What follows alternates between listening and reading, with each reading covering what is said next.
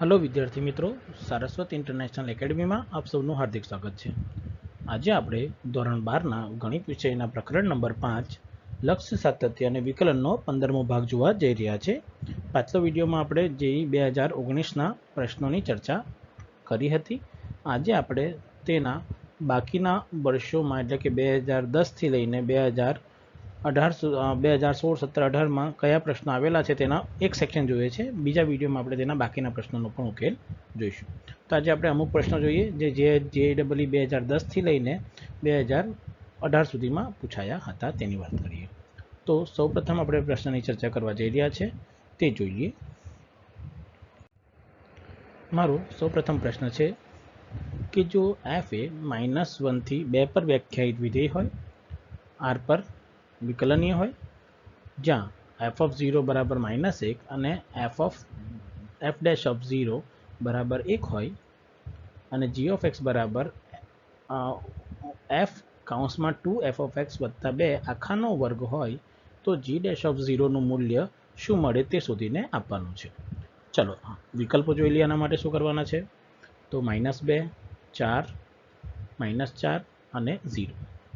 चलो મને જે વિધેય આપવામાં આવેલું છે તે શું છે તે જુઓ કે f ના કૌંસમાં 2f(x) વત્તા 2 અને આખા વિધેયનો વર્ગ કરેલો છે g(x) વિધેય માટે। તો મારે g'(0) શું આવે તે જુઓ। ચલો વિકલન કેવી રીતે થાય તો સૌપ્રથમ આપણું વિધેય જે લખેલું છે તે સૌપ્રથમ આપણને ખબર છે સાંકળના નિયમ પ્રમાણે કોનો વિધેય થાય વર્ગનો, એટલે વર્ગ વિકલનમાં શું આવી જાય આગળ, ત્યારબાદ આ વિધેયનું વિકલન અને ત્યારબાદ આ વિધેયનું વિકલન। तो शुरू करिए तो g'(x) लखी सकूँ 2 काउंस में f(x) वत्ता 2 गुणाकार में f'(2) f(x) वत्ता 2 गुणाकार में 2f'(x) वत्ता 0। આપણે કેવી રીતે કર્યું છે પહેલા 2 આગળ આવી જશે વિધેય એઝ ઇટ ઇઝ, પછી આ વિધેયનું વિકલન એટલે લખાય f' અને કાઉન્સમાં બધું વિધેય એઝ ઇટ ઇઝ અને પછી f(x) નું વિકલન 2f(x) એઝ ઇટ ઇઝ અને 2 નું વિકલન શું થઈ જશે 0।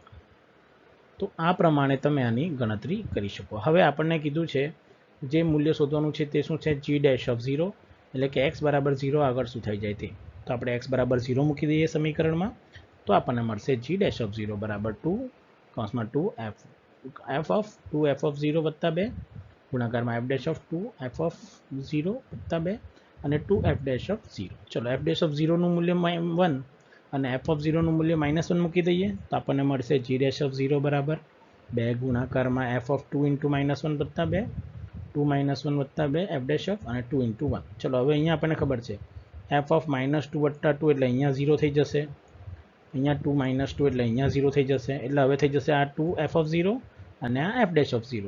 તો માટે મને મળશે 2 ગુણાકારમાં f(0) ગુણાકારમાં f'(0) બરાબર 2 f(0) અને f'(0) નું મૂલ્ય હવે મારે ફરીથી મૂકવું પડશે। તો જો એ મૂલ્ય હું મૂકું છું તો g'(0) થઈ જશે 2 ગુણાકારમાં -1 ગુણાકારમાં 1 અને ગુણાકારમાં 2 અને બંનેનો 3 નો ગુણાકાર થઈ જશે -4। એટલે હું જોઈ શકું છું આ કિસ્સામાં કે ત્રીજો વિકલ્પ મારો સાચો જવાબ છે। તો આ પ્રમાણેના સહેલા પ્રશ્ન પણ JEE લેવલ પર આવી શકે છે। તમારે ધ્યાન રાખવાનું છે કે તમે ગણતરી આની કયા પ્રકારે કરો છો અને કઈ રીતે કરો છો। ચાલો તો આ હતો તમારો પ્રથમ પ્રશ્ન। નેક્સ્ટ પ્રશ્ન તરફ આગળ વધીએ।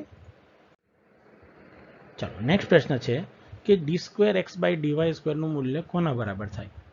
મને બીજું કંઈ વિધેય આપેલું નથી, મને ફક્ત કીધેલું છે કે d2x ના છેદમાં dy² નું મૂલ્ય કયા બરાબર થશે। ચલો આના વિકલ્પો કયા આપેલા છે તેની ચર્ચા કરીએ। प्रथम विकल्प है -d2y/dx² कौंसमां dy/dx आखानी घात -3। पछी बीजो विकल्प है -d2y/dx² आखानी घात -1। तीजो विकल्प है -d2y/dx² आखानी घात -1 गुणाकार में dy/dx आखानी घात -3 तथा d2y/dx² गुणाकार में dy/dx आखानी घात -2। એટલે બધું dy/dx ના સ્વરૂપમાં છે અને પ્રશ્ન છે dx/dy સ્વરૂપે છે। જુઓ અહીંયા x અહીંયા છે અને y અહીંયા છે, પણ અહીં બધામાં y અંશમાં છે અને x છેદમાં છે, એટલે કે dy/dx અને dx/dy નો સંબંધ એકબીજા સાથે મારે બતાવીને આપવો પડશે। ચલો હવે આપણે એવું શું કરીએ કે જેવીથી કરીને મને મારો આન્સર મળી શકે। તો એના માટે આપણે શું કરીએ, આપણને ખબર છે કે વિકલ્પમાં બધું dy/dx સ્વરૂપે દેખાતું છે, એટલે આપણે તે જ વસ્તુને ધરી લો। તો ધારો કે dy બાય dx બરાબર t ધરી લઉં છું. dy બાય dx બરાબર મેં આદેશ લઈ લીધો છે t. ચલો પ્રશ્નમાં જો મારે d square x by dy સ્ક્વેરને લખી શકું dy of dx by dy. D square એક્સને મેં લખી શકું આ રીતે. દ્વિતીય વિકલન આપણે લખવાની રીત શીખેલી જ છે d d y of dx by dy. ચલો dx બાય dy નું મૂલ્ય જોઈએ. dy બાય dx શું છે? t છે, તો એનું વ્યસ્ત શું થઈ જશે? 1/t. તો dx બાય dy મળી જશે. તો dx બાય dy નું મૂલ્ય થઈ જશે 1/t. ચલો મૂકી દઈએ અહીંયા. તો આપણને મળશે d ના છેદમાં dy ગુણાકારમાં અંદર 1/t. ચલો 1/t નું વિકલન તમે t ની ઘાત ઉપર લઈને એટલે કે t ને અંશમાં લઈને પણ બતાવી શકો છો, ને ડાયરેક્ટ 1/t કરવું હોય તો -1/t પણ કરી શકો છો. તો આ થઈ જશે dy by d by dy અને t ની ઘાત -1. ચલો હવે t ની ઘાત -1 નું વિકલન કયા ચલની સાપેક્ષ કરવાનું છે તમારે? y ચલની સાપેક્ષ. ચલો તો t ની ઘાતમાં પહેલા -1 આગળ આવી જશે અને t ની ઘાતમાં પાછું -1 થઈ જશે એટલે t ની ઘાત થઈ જશે 2 અને t નું y ની સાપેક્ષ વિકલન થઈ જશે dt બાય dy. ચલો હવે dt બાય dy નો મારા પાસે કોઈ સંબંધ નથી, પરંતુ dy સાથે જો dx હશે તો મેં એને t ના સ્વરૂપમાં લખી શકું છું. તો આપણે શું કરીએ? સાંકળનો નિયમ અપાવી દઈએ. એટલે આનું શું કરીએ? એકવાર dx વડે ગુણાકાર અને dx વડે ભાગાકાર કરી નાખીએ. હવે જે છેદનું dx છે ત્યાં આપી દો અને અંશના dx સાથે સાથે લઈ લો. તો જો હવે શું મળશે મને? તો મને મળશે -1 - t સ્ક્વેર ગુણાકારમાં dt બાય dx ગુણાકારમાં dx બાય dy. ચલો dx બાય dy ને તમે લખવા માંગો તો આપણે પાછું જોયું કે dx બાય dy ને આપણે શું લખી શકીએ છીએ? 1/t. તો અહીંયા dx બાય dy ની જગ્યાએ શું લખી દો? 1/t. અને આ t ને અલગથી લખીએ તો આપણે આને આ રીતે લખીએ છીએ જુઓ કે -t સ્ક્વેર ગુણાકારમાં d dx ઓફ t ને સ્થાને લખી દીધું dy બાય dx અને dx બાય dy ની જગ્યાએ લખી દીધું 1/t. ચલો 1/t એટલે પાછી t ની ઘાત -1 અને આ t ની ઘાત -2 ઓલરેડી છે તો એ થઈ જશે ઇઝ ઇક્વલ્સ ટુ -t નો ઘન ના છેદમાં d square y by dx square. ચલો t ના સ્થાને તમે શું મૂકી શકો છો? dy by dx. માટે તમને જવાબ જોવા મળશે બરાબરમાં -d square y by dx square ગુણાકારમાં dy બાય dx આખાની ઘાત -3. હવે જો આ પ્રશ્ન જોઉં છું તો મને ખબર પડે છે કે વિકલ્પ નંબર એ મારો સાચો જવાબ છે. તો આ રીતે તમે તેને શોધી શકો છો. તે રીતે તમે dx બાય dy ને પણ t ધારીને આ પ્રકારે પ્રશ્ન કરી શકો. પણ મારે છેલ્લે બધું dy બાય dx અથવા d square y by dx square સ્વરૂપે લાવવાનું છે, તે તમારે જોવાનું છે. તો જે સ્વરૂપે લાવવાનું છે તેને આદેશ તરીકે ધારો તો વધારે સરળતાથી પ્રશ્ન ઉકેલાઈ જશે. એટલે એ તમારે ધ્યાન રાખવાનું છે કે તમે આનો ઉકેલ કઈ રીતે અને કેવી રીતે મેળવો છો. ખ્યાલ આવી જશે બધાને? ચાલો આગળ વધીએ એક નેક્સ્ટ પ્રશ્ન તરફ. હવે નેક્સ્ટ પ્રશ્ન આપેલો છે કે જો y બરાબર sec tan ઇન્વર્સ x હોય તો dy બાય dx નું x બરાબર 1 આગળનું મૂલ્ય શું મળે છે તે શોધીને આપવાનું છે. વિકલ્પ આપેલા છે મને 1/2, 1, √2 અને 1/√2. ચાલો હવે મારે શું વિધેય શું આપેલો છે? y બરાબર sec of tan inverse x.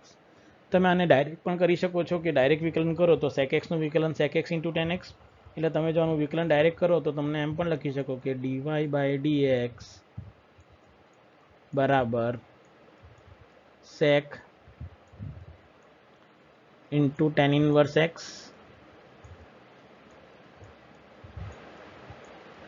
ગુણાકારમાં tan into tan inverse x.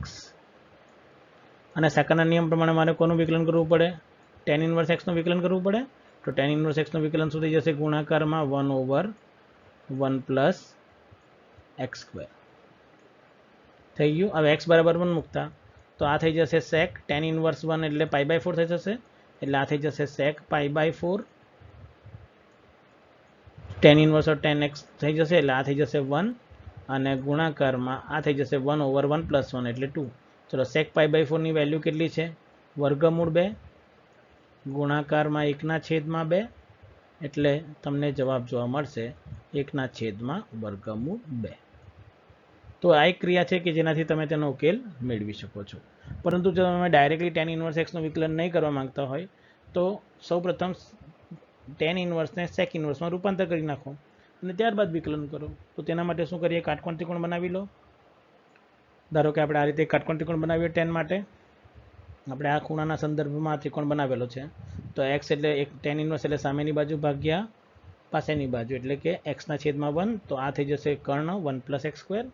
તો સેક ઇન્વર્સનું મૂલ્ય શું થઈ જશે, કર્ણ ભાગ્યા પાસેની બાજુ, એટલે કે મેં લખી શકું વાય બરાબર સેક કૌંસમાં સેક ઇન્વર્સ વર્ગમૂળમાં 1 પ્લસ એક્સ સ્ક્વેરના છેદમાં 1, એટલે કે ચલો સેક અને સેક ઇન્વર્સ કેન્સલ થઈ જશે, એટલે મને મળશે વાય બરાબર વર્ગમૂળમાં 1 પ્લસ એક્સ સ્ક્વેર. હવે આનું વિકલન કરી નાખો તો આપણને શું મળશે જો વિકલનમાં, તો ડીવાય બાય ડીએક્સ બરાબર એ 1ના છેદમાં 2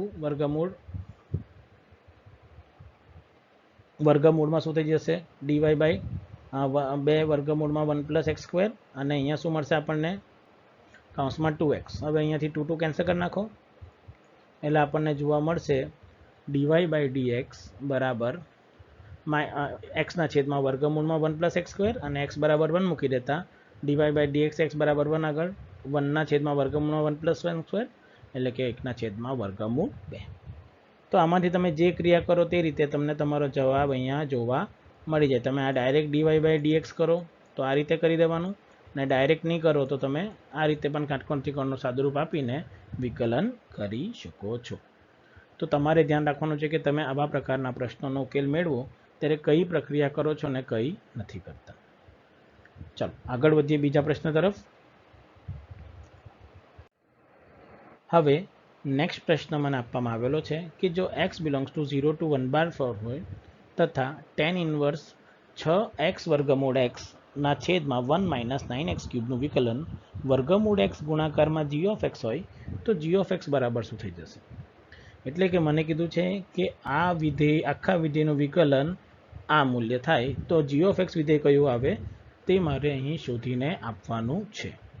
ચાલો તો આના માટે ચર્ચા કરીએ. વિકલ્પો આપેલા છે આપણને તે જુઓ. પહેલું છે 3ના છેદમાં 1 પ્લસ 9x ક્યુબ, બીજું છે 9ના છેદમાં 1 પ્લસ 9x ક્યુબ, ત્રીજું છે 3x વર્ગમૂળ xના છેદમાં 1 માઇનસ 9x ક્યુબ, તથા ચોથું છે 3xના છેદમાં 1 માઇનસ 9x ક્યુબ. ચલો તો આપણને શું કીધું છે, આ વિધેયનું વિકલન આ મૂલ્ય છે તો લખી દઈએ તે માટે d by d x tan inverse 6x વર્ગમૂળ x 1 માઇનસ 9x ક્યુબ બરાબર વર્ગમૂળ xના છેદમાં g ઓફ x. ચલો હવે આપણે જે પણ સાદુરૂપ આપવાનું છે તે વિધેય છે આપણા પાસે આ કયું ટેન ઇન્વર્સ 6 રૂટ x. કંઈ પણ રીતે સાદુરૂપ આપો કે આપણને અહીં જવાબ જોવા મળે.